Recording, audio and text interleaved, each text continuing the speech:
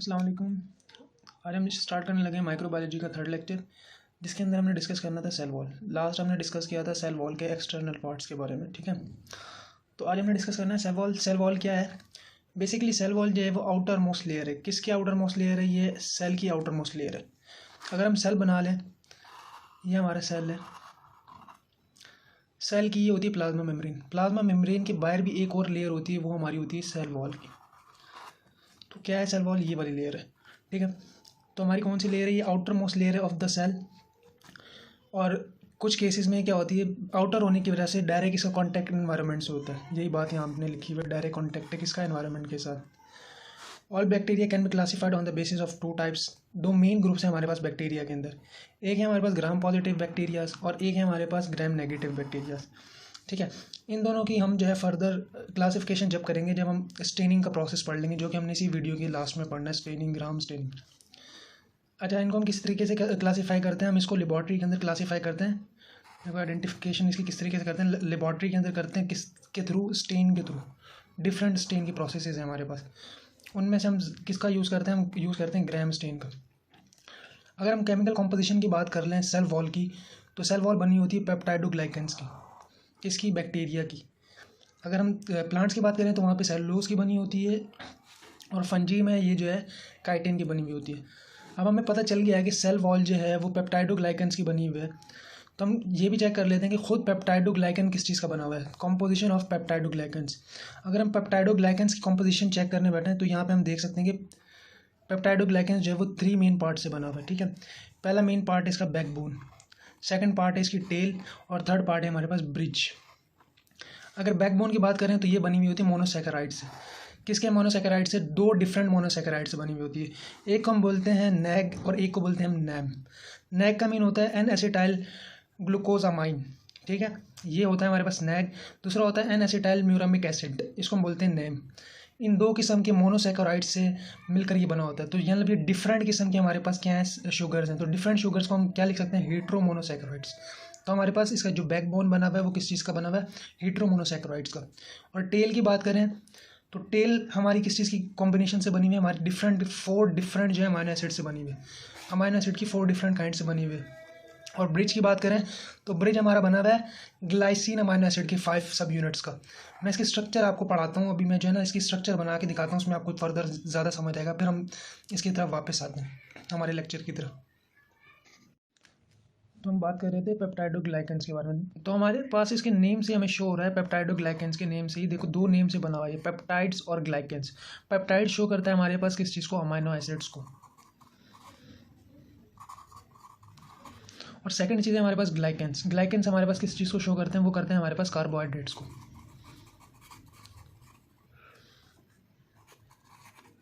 Sugar को मतलब, ठीक है। शुगर इसके अंदर कौन कौन सी है मैंने भी आपको बताया। एक का नाम था हमारे पास नैम और दूसरी थी नैग, ठीक है। तो बहुत सारे दोस्तों को यहाँ पर मसला होता है कि ये यार नेम और नैग जो है किस तरीके से फॉर्म हुई है। तो हम इसकी स्ट्रक्चर भी देख लेते हैं कि ये किस चीज़ से बनी हुई है। तो हमें इन चीज़ों को बनाने के लिए नैम और नैग को 3 बेसिक सब यूनिट्स की ज़रूरत होती है। और बेसिक सब यूनिट्स क्या है? वो हमारे पास होते हैं, फर्स्ट हमारा बेसिक सब यूनिट है प्राइमरी अमाइंस।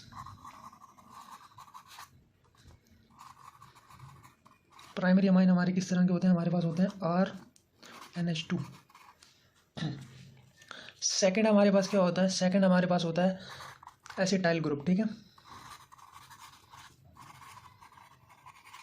एसिटाइल ग्रुप हमारा किस तरह होता है? CH3 हमारे पास ये एसिटाइल ग्रुप कहलाता है, ठीक है। और थर्ड होता है हमारे पास लैक्टिक एसिड।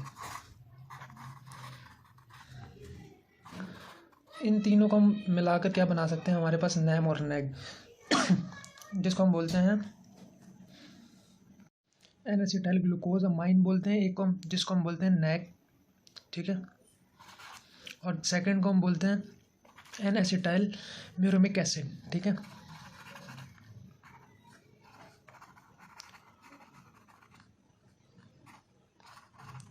जिसको हम क्या बोलते हैं? नैम। तो हम इसकी कॉम्पोजिशन कर लेते हैं। हमें पता है बेसिकली हमें क्या चीज़ चाहिए? प्राइमरी अमाइंस चाहिए, एसिटाइल ग्रुप चाहिए और लैक्टिक एसिड चाहिए।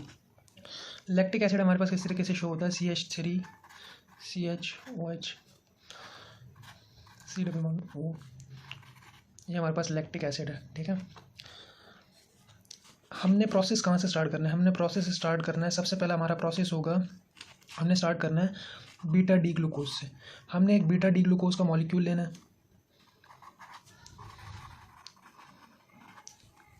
ठीक है, बीटा डी ग्लूकोज को हम चेंज करेंगे किसके अंदर? बीटा डी ग्लूकोज को हम चेंज करेंगे डी ग्लूकोमाइंस में। ठीक है, डी ग्लूकोमाइंस में, डी ग्लूकोज अमाइंस में। ठीक है, फिर उसके बाद डी ग्लूकोज अमाइन को लेंगे हम। डी ग्लूकोज अमाइन को हम चेंज किसके अंदर करेंगे? N acetyl D glucosamine में, N acetyl D glucosamine के अंदर हम चेंज करेंगे।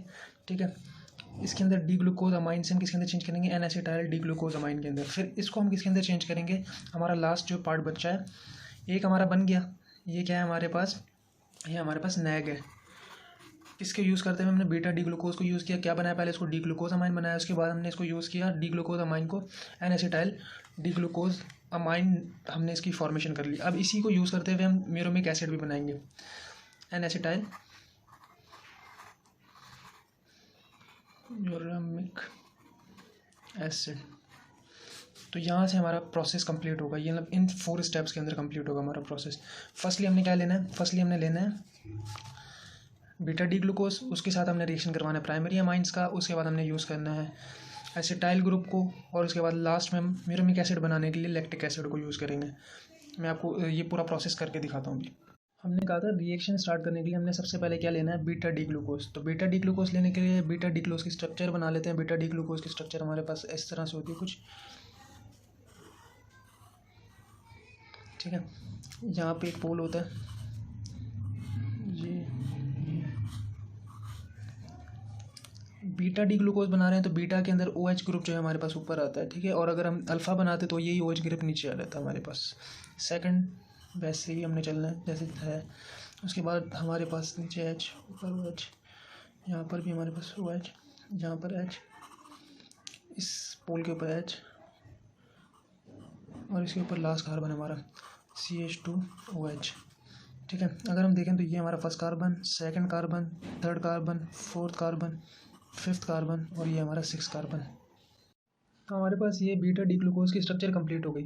फर्स्ट स्टेप में मैंने कहा था कि बीटा डी ग्लूकोज हमने लेना है। बीटा डी ग्लूकोज हमने क्या बनाना है? D glucose amine. तो डी ग्लूकोज अमाइन बनाने के लिए अभी हमने प्राइमरी स्ट्रक्चर्स कुछ रखे थे। प्राइमरी स्ट्रक्चर्स के अंदर हमने रखा था एक प्राइमरी अमाइन, एसिटाइल ग्रुप और लैक्टिक एसिड। तो हम यहाँ यूज़ करेंगे प्राइमरी अमाइंस। तो प्राइमरी अमाइंस यूज़ करते हुए हम प्राइमरी अमाइन का क्या लेंगे? NH2। तो NH2 हम क्या करेंगे? सेकंड कार्बन के ऊपर यहाँ लगा देंगे। ठीक है, तो यहाँ से मैं इसको रेस करता हूँ और यहाँ लगा लेते हैं हम NH2। ये हमारे पास किसकी स्ट्रक्चर होगी? पहले हमारे पास ये किसकी स्ट्रक्चर थी? पहले ही हमारे पास थी बीटा डी ग्लूकोज की। अब जो ये चेंज हो गया किसके अंदर? डी ग्लूकोज अमाइन के अंदर। ठीक है, डी ग्लूकोज अमाइन के बाद हमने कहा था कि हमने इसको बनाना है acetyl, acetyl D glucose amine. तो हमने सिर्फ एसिटाइल की एडिशन करनी है। एसिटाइल ग्रुप अभी हमने देखा था कि सेकंड नंबर पे हमने बनाया था। एसिटाइल ग्रुप ये वाला होता है। तो एसिटाइल को ऐड करने के लिए हम क्या करेंगे कि यहाँ पे 2 हाइड्रोजन लगे हुए नाइट्रोजन के साथ, तो हम एक हाइड्रोजन की रिमूवल करवा देंगे। ठीक है, तो एक हाइड्रोजन को रिमूव करवाएंगे और यहाँ पर क्या अटैच कर देंगे हम? यहाँ अटैच कर देंगे हम एसिटाइल ग्रुप। तो एसिटाइल ग्रुप में से हम क्या ऐड करेंगे? ये C से हम अटैच करेंगे। ठीक है, C का R ग्रुप निकल जाएगा, यहाँ से माइनस हो जाएगा। ठीक है, ये C इधर अटैच किया हमने। C के साथ हमारे साथ क्या लगा होता है? डबल बॉन्ड के अंदर ऑक्सीजन, और हमारे साथ यहाँ लग गया हमारा मिथाइल ग्रुप। तो ये स्ट्रक्चर जो बन गई, ये हमारे पास पहला कंपोनेंट हमारे पास आ गया, जो कि हमारे पास क्या था? N acetyl glucosamine. ठीक है, जिसको हम क्या बोल रहे थे? हम नैग भी बोल रहे थे। तो ये हमारे पास क्या कंप्लीट हो गया? नैग फर्स्ट स्टेप में। और अगर हम सेकंड स्टेप देखें तो इसी स्ट्रक्चर के अंदर थोड़ी सी मॉडिफिकेशन करें तो हम म्यूरोमिक एसिड भी बना लेते हैं। म्यूरोमिक एसिड बनाने के लिए हमें क्या चाहिए होगा? म्यूरोमिक एसिड बनाने के लिए हमने सिर्फ कितनी चेंजेस करनी है? हमने सिर्फ थोड़ी सी चेंजेस करनी है। वो क्या चेंजेस करनी है कि हमारे पास ये जो थर्ड कार्बन के ऊपर OH ग्रुप है ना, इसको रिमूव करके हमने यहाँ लगाना है लैक्टिक एसिड का ग्रुप। तो ये हमारे पास बन जाएगा म्यूरोमिक एसिड। तो हम इसी फॉर्मेशन कर लेते हैं। मैं आगे बना के दिखा देता हूँ पूरा, क्योंकि हमारे पास एक नैग हो गया तो हम एक नेम भी पूरा बना लेते हैं। तो नेम की स्ट्रक्चर कुछ इस तरीके से है, बल्कि नेम की जो हम स्ट्रक्चर है ना, यहाँ बनाने के बजाय नीचे बना लेते हैं ताकि साफ़ सुथरी बन जाएगी थोड़ी सी। तो नेम की स्ट्रक्चर हम यहाँ बना लेते हैं। नेम की स्ट्रक्चर कुछ इस तरीके से है। ये वैसे कि वैसे हमारा जो है बीटा डी ग्लूकोज की फॉर्मेशन कर लेते हैं पहले। इधर ऑक्सीजन लगा होता है। ठीक है,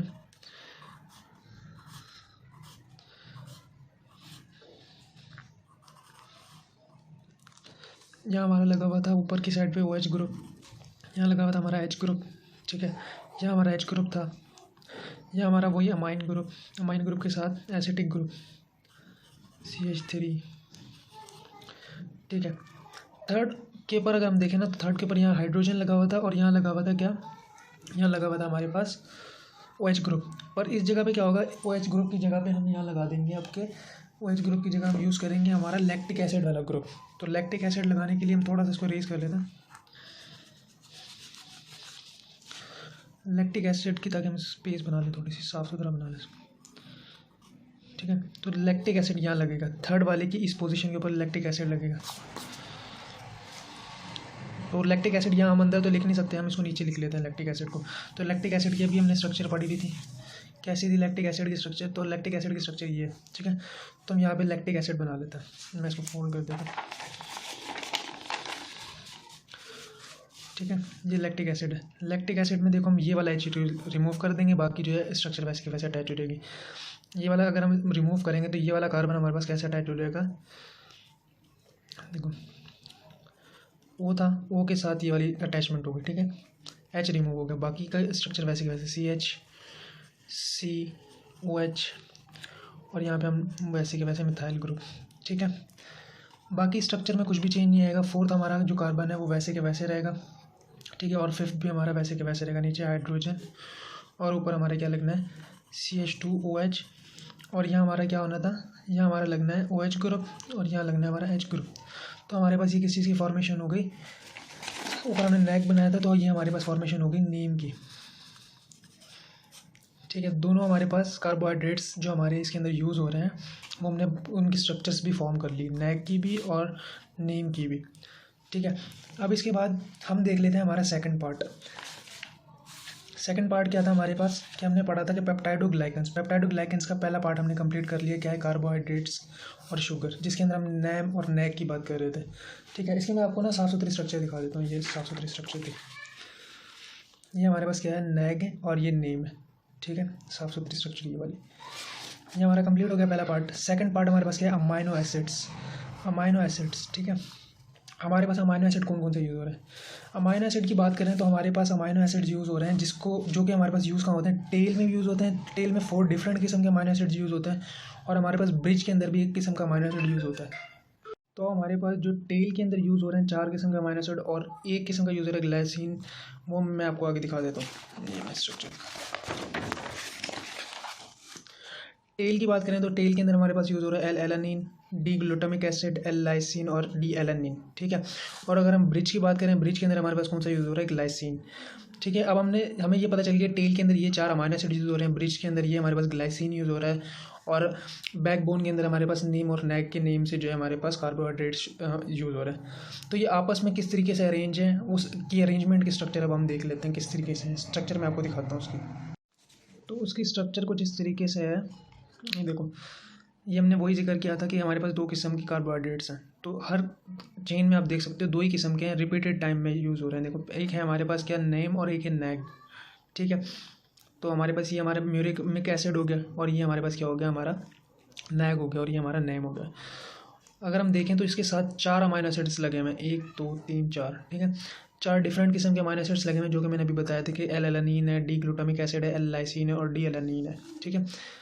ये 4 इस तरीके से लगे हुए हैं अमाइनो एसिड, जो कि इसकी टेल की फॉर्मेशन कर रहे हैं। इस टेल को दूसरे ग्रुप के कार्बोहाइड्रेट के साथ, जो कि उसके साथ भी टेल लगी हुई है, इन दोनों टेल्स को जो जोड़ने का काम कर रहे हैं वो हमारी कर रहे हैं ये ब्रिजेस का आप कलर देखें ना तो सब सेम कलर के बने हुए हैं। सेम कलर मतलब सब जो है एक ही किस्म के अमाइनो एसिड से बने हुए हैं, जिसको हम बोलते हैं ग्लाइसिन। तो हम इन पांचों को एक साथ नाम दे सकते हैं पेंटाग्लाइसिन, ठीक है।